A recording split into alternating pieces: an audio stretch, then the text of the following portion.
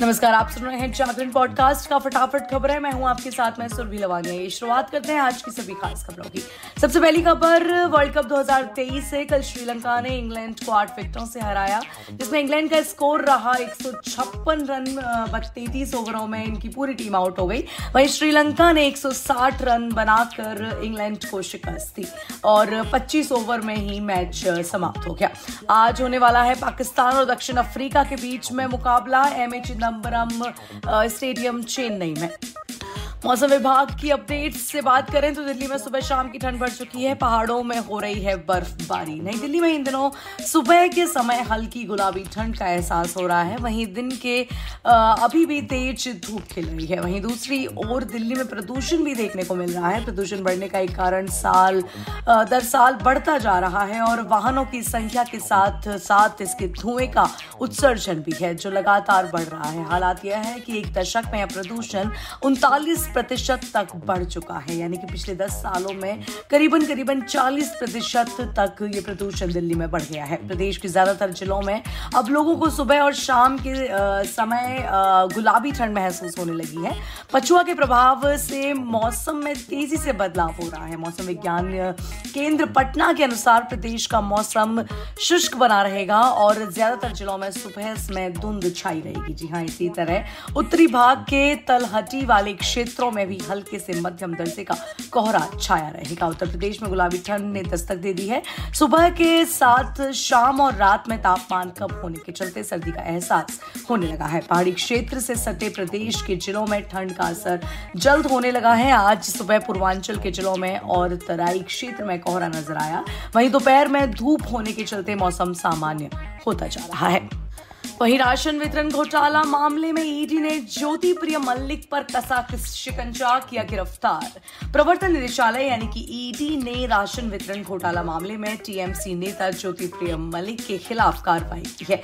ED ने गुरुवार देर रात पश्चिम बंगाल के मंत्री ज्योति प्रिय मल्लिक को इस मामले में गिरफ्तार कर लिया। मल्लिक की गिरफ्तारी जांच एजेंसी द्वारा कोलकाता के बाहरी इलाके सॉल्ट लेक में उनके आवास पर तलाशी लेने के एक दिन बाद हुई है। वहीं इस गिरफ्तारी पर उन्होंने कहा है कि मैं एक गंभीर साजिश का शिकार हुआ हूं। वहीं एजेंसी के एक आधिकारिक बयान में कि पश्चिम बंगाल के मंत्री ज्योति प्रिय मल्लिक को राशन वितरण में भ्रष्टाचार के कथित मामले में उन्हें गिरफ्तार किया गया है। मालूम हो कि ईडी ने राशन वितरण में हुए कथित तौर पर भ्रष्टाचार मामले में उनके आवास सहित 8 जगहों पर तलाशी ले रही थी।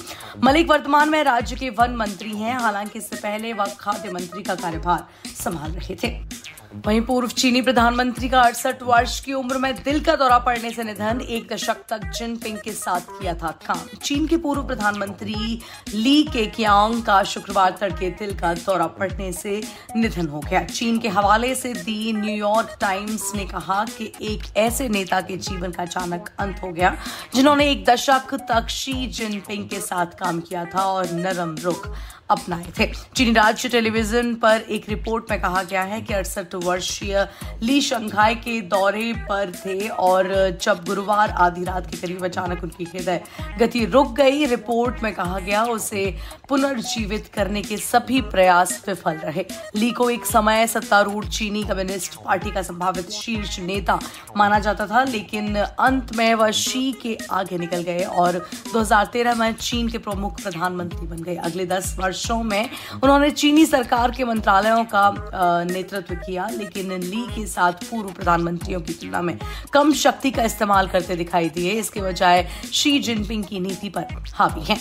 वहीं भारत में विधानसभा इलेक्शंस के हलचल के बीच एमपी में लगा बीजेपी दिग्गजों का जमघट। भाजपा के वरिष्ठ पदाधिकारी शुक्रवार को मध्य प्रदेश में प्रवास पर रहेंगे। जी हां, केंद्रीय मंत्री और प्रदेश चुनाव प्रभारी भूपेंद्र यादव मंडला जिले के निवास और मुख्यमंत्री शिवराज सिंह चौहान पन्ना, छतरपुर और सतना में पार्टी प्रत्याशियों के समर्थन में चुनाव प्रचार करेंगे। पार्टी के प्रदेश अध्यक्ष विष्णु दत्त शर्मा पन्ना और छतरपुर, केंद्रीय मंत्री ज्योतिरादित्य सिंधिया शिवपुरी और ग्वालियर, केंद्रीय मंत्री वीरेंद्र खटीक धार और रतलाम के जवारा और केंद्रीय मंत्री प्रहलाद सिंह पटेल छिंदवाड़ा और शिवनी और जिले के विधानसभा क्षेत्र पार्टी के राष्ट्रीय महासचिव कैलाश विजयवर्गीय उज्जैन ग्रामीण, राजगढ़ और वरिष्ठ नेता जयभान सिंह पवैया शिवपुरी जिले की विधानसभा सीटों में चुनावी सभाएं करने लगेंगे। चुनाव को लेकर भाजपा ने कमर कस ली है और भाजपा की जारी 5वीं लिस्ट में 92 उम्मीदवारों का नाम शामिल है। इससे पहले पार्टी ने अलग अलग सूचियों में कुल 144 उम्मीदवारों का ऐलान किया था। ऐसे में अब तक 228 उम्मीदवारों का ऐलान हो चुका है और पार्टी बाकी बची 2 सीटों के लिए जल्द ही उम्मीदवारों का चयन करेगी। भाजपा ने 9 अक्टूबर को 57 उम्मीदवारों की चौथी लिस्ट जारी की थी।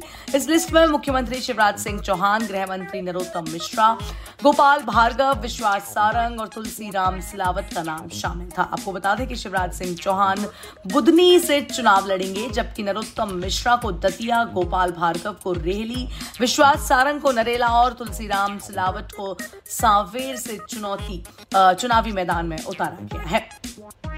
इसी के साथ आज की फटाफट खबरों में इतना ही। देश और दुनिया की तमाम बड़ी खबरों के लिए सुनते रहिए जागरण पॉडकास्ट का एक खास कार्यक्रम फटाफट खबरें। मैं हूं आपके साथ में सुरभि लवानिया।